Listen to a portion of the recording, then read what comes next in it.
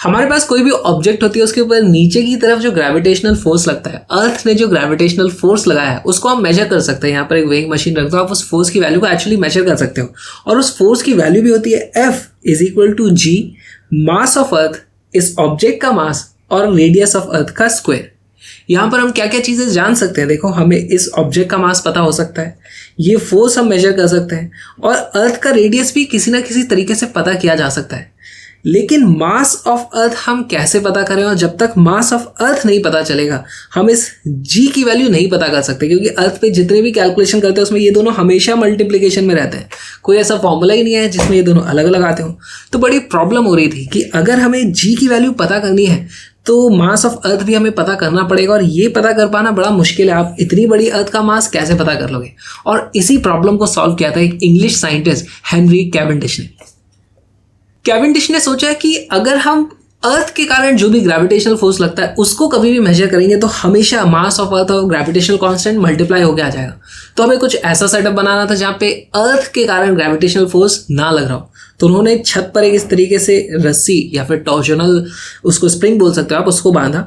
उसके ऊपर उन्होंने एक L लेंथ की इस तरीके से रॉड लगाई, वहाँ पर दो बड़े बड़े इस तरीके से दोनों तरफ लेड के स्फीयर्स टांग दिए और यहाँ पर उन्होंने दो अलग अलग लेड के स्फीयर्स और रख दिए। लेड का ही यूज़ क्यों किया? क्योंकि लेड की डेंसिटी काफ़ी ज़्यादा होती है, तो उसका इन स्फीयर्स का कम रेडियस में भी काफ़ी ज़्यादा मास हो जाएगा। अब ये देखो दो हैवी स्फीयर्स हैं, इसके ऊपर भी नीचे की तरफ ग्रेविटी का फोर्स होगा, इसके ऊपर भी नीचे की तरफ ग्रेविटी का फोर्स होगा अर्थ के कारण, लेकिन आपस में भी इनके ऊपर एक दूसरे की तरफ ग्रेविटेशनल फोर्स होगा। उसके कारण देखो इस पे इधर फोर्स लग जाएगा, इस पे इधर फोर्स लग जाएगा। ये वाले दोनों स्फीयर्स को हमने फिक्स कर दिया है, तो ये रस्सी थोड़ा सा इस डायरेक्शन में ऐसे घूम जाती है। फिर हम थोड़ी देर बाद क्या करते हैं, इस स्फीयर को हटा करके यहाँ रख देते हैं, इस वाले को हटा के यहाँ रख देते हैं। अब इनके ऊपर उल्टे डायरेक्शन में फोर्स लगेगा, इस तरफ इस तरफ, तो फिर ये जो रॉड है ये थोड़ा उल्टे डायरेक्शन में घूम जाती है और ये जो एंगल थीटा है उसको हम मेजर कर सकते हैं। एंगल थीटा को मेजर कर लेंगे, इसका मास मेजर कर लेंगे, इसका मास मेजर कर लेंगे, तो हमारे पास कुछ फोर्स वगैरह की वैल्यू आ जाएंगी, उसकी कैलकुलेशन हम देख लेते हैं। मान लो अभी ऐसा नहीं है, हमने क्या किया, हमारी कैलकुलेशन के लिए इन स्फीयर्स को हम हटा देते हैं। हम सिर्फ ये देखना चाहते हैं कि जिस वक्त हमारे पास कुछ नहीं था तो हमारे पास ये इस तरीके से रॉड सीधी रहती थी। फिर जैसे ही हम यहाँ पर दो स्फीयर्स इस तरीके से रख देते हैं तो ये रॉड थोड़ा सा ऐसे ऐसे घूम जाती है। हम बोल सकते हैं कि एक एंगल थीटा पर घूम गई है। जैसे ही ये एंगल थीटा पर घूमेगी तो ये जो रस्सी है ना उसमें कुछ इस तरीके से रोटेशन आ जाएगा, रस्सी में इस तरीके से रोटेशन आ जाएगा, तो इसको आप टॉर्जनल स्प्रिंग बोल सकते हो। तो वो उल्टे डायरेक्शन में फिर उस पर टॉर्क लगाना शुरू कर देगी। जैसे मान लो हमारे पास केबल होती है, इसको हम ऐसे घुमाते हैं तो ये वापस उल्टे डायरेक्शन में घूमना चाहती है। और ये इस केबल की या स्प्रिंग की या जो भी चीज़ है उसकी प्रॉपर्टी होगी कि कितने डिग्री घुमाने पर उसमें कितना टॉर्क लगता है। तो इस स्ट्रिंग में या इस जो भी चीज़ है उसमें जितना टॉर्क होगा उसकी वैल्यू हो जाती है टॉर्क। हम लिख सकते हैं torque is equal to tau theta. यहां पर ये टाउ की वैल्यू क्या है? टाउ है यहां पर restoring couple per unit angle of twist. ये कुछ वैसे ही है जैसे हमारी स्प्रिंग्स में होता है फोर्स इज इक्वल टू के एक्स, उसी तरीके से यहां पर टॉर्क की वैल्यू आ रही है torque is equal to tau theta. एक कांस्टेंट वैल्यू होगी जिसको मेजर किया जा सकता है। इज इक्वल टू ये टॉर्क किसके बराबर हो जाएगा? देखो यहाँ पर कुछ इस तरफ फोर्स लगा होगा, यहाँ पर कुछ इस तरफ फोर्स लगा होगा, इनके कारण जो टॉर्क लग रहा होगा उसके बराबर हो जाएगा। हमें इनके बीच का डिस्टेंस पता होना चाहिए, तो मान लो वो वाला डिस्टेंस है, ये वाला जो डिस्टेंस होगा, ये वाला डिस्टेंस की वैल्यू है डी। सेम डी यहाँ पर भी होने वाला है, तो हम लिख सकते हैं ग्रेविटेशनल फोर्स कितना है। ग्रेविटेशनल फोर्स की वैल्यू हो जाएगी एफ, ग्रेविटेशनल वो जो भी होगा। और यहाँ पर देखो इस डायरेक्शन में ग्रेविटेशनल फोर्स लग रहा है कितनी डिस्टेंस पे? L/2 डिस्टेंस पे। यहाँ पर भी L/2 डिस्टेंस पे हमारे पास इस डायरेक्शन में F लग रहा होगा, तो हमारे पास टॉर्क की वैल्यू कितनी हो जाएगी? 2 × F × L/2, यानी कि F टाइम्स L। तो इसको मैं लिख सकता हूँ F × L। F की वैल्यू कितनी है?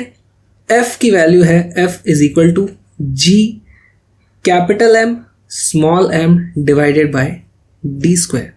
इन सभी वैल्यू को अगर हम पुट करते हैं तो हमारे पास वैल्यू क्या आ जाती है? देखो tau theta is equal to G capital M small m L divided by D square. और यहाँ से हमारे पास g की वैल्यू आ जाती है tau theta D square divided by MML। इस तरीके से हम g की वैल्यू पता कर सकते हो और एक्सपेरिमेंट्स करोगे तो आप एक्चुअली इन सभी वैल्यूज़ को मेजर कर सकते हो। मेजर करके आपको एक्सपेरिमेंटल डेटा से g की वैल्यू मिल जाती है। g is equal to 6.67 into 10⁻11 newton metre square पर kg का स्क्वायर। अच्छा, हमने अगर g की वैल्यू पता कर ली, ये एक्सपेरिमेंट तो एक बंद कमरे में किया जा सकता है। बंद कमरे में अगर हमने g की वैल्यू पता कर ली, इसका मतलब समझे आप? इसका मतलब हमें यहाँ पर g की वैल्यू पता चल गई और यहाँ पर हमें बाकी सभी वैल्यूज़ तो पहले से ही पता थी, यानी कि अब हमें मास ऑफ अर्थ भी पता चल गया। तो एक्चुअली इतनी बड़ी अर्थ का मास पता करने के लिए आप एक कमरे में ये वाला एक्सपेरिमेंट कर सकते हो और अर्थ का मास पता कर सकते हो। ये है पावर ऑफ साइंस। मेरे साथ लाइव फिजिक्स पढ़ोगे तो आ जाओ बॉम्ब फिजिक्स पर, जहाँ पर सारी की सारी लाइव क्लासेस होती है मेरी एब्सोल्युटली फ्री। इस लिंक पर आकर के आप मेरी लाइव क्लासेस को अटेंड कर सकते हो। लाइव क्लासेस होती कहाँ पे? अनअकैडमी प्लेटफॉर्म पे, जो कि इंडिया का सबसे बढ़िया प्लेटफॉर्म है किसी भी कॉम्पिटिटिव एग्जाम की तैयारी करने के लिए। चाहे आप IIT की तैयारी कर रहे हो, नीट की कर रहे हो, CBSE या फाउंडेशन, आपका जो भी गोल हो, अनअकैडमी प्लस सब्सक्रिप्शन के साथ आपको मिलती हैं डेली लाइव क्लासेस। काफ़ी सारे नए नए कोर्सेज और बैच वहाँ पे हमेशा लॉन्च हो रहते हैं। इंडिया की टॉप फैकल्टी वहाँ पे पढ़ाती है। आप अपने डाउट्स भी वहाँ पे पूछ सकते हो और लाइव इंटरेक्शन की तो बात ही अलग है। तो आ जाओ अनअकैडमी प्लेटफॉर्म पे, आज ही अनअकैडमी लर्निंग ऐप डाउनलोड करो, अपने फ्री प्लान को अनलॉक करो मेरा कोड विक्रांत यूज़ करके, और हम पढ़ेंगे लाइव।